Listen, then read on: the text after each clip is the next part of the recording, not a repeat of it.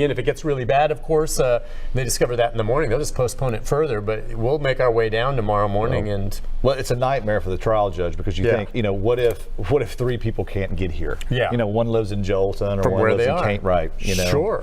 That could be a nightmare.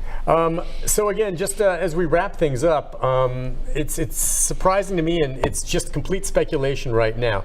I truly thought we would have a verdict, at least on one. And it's possible, as we sit here, it's possible they've already reached a verdict on one of the defendants, but they haven't done them both, correct? Yeah. Or it's possible they are having issues with, both defendants.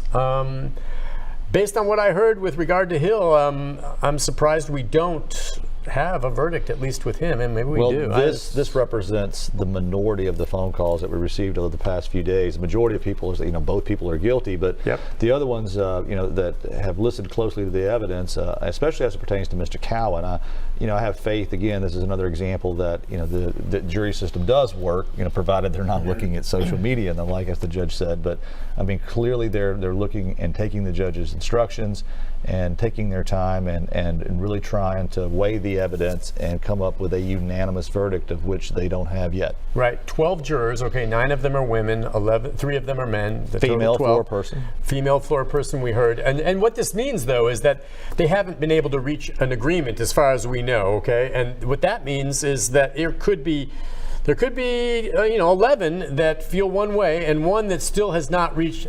That's the point. There is no consensus on this at this point, or they would have reached it. They would say, oh, it's not first degree murder, but I think we can all agree on second degree murder, can't we? Yeah, okay, let's go. There is a disagreement. There's some people that are feeling one way that are not budging on one of the 2 defendants, and some on the other side that, whatever reason, have not budged yet. And they're going to have to find a middle ground, and maybe a night's sleep will allow them to come in refreshed and be able to go back over it and maybe reach a new conclusion.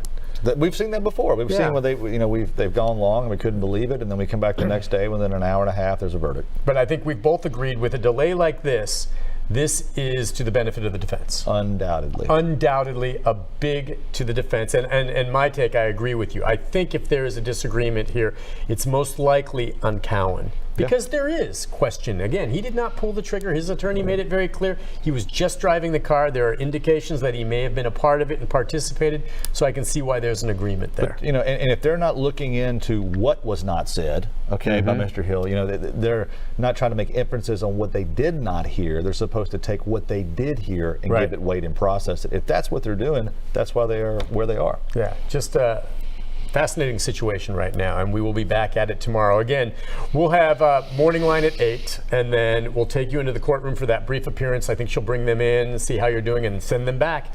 And they begin deliberating immediately, and we'll see if we get a verdict sometime before the end of tomorrow. In the meantime, thank you everyone for following and joining us with our coverage. Your comments are so much appreciated. I know Nick and I both learned an awful lot from that. If you have more questions, Facebook me at Nick Barris NC5. Morning line at 8. Nick, let's say goodbye. All right. Well, for Nick Barris, I'm Nick Leonardo. Tune in tomorrow for a special edition of Morning Line at 8 a.m. Have a good evening. Bye-bye.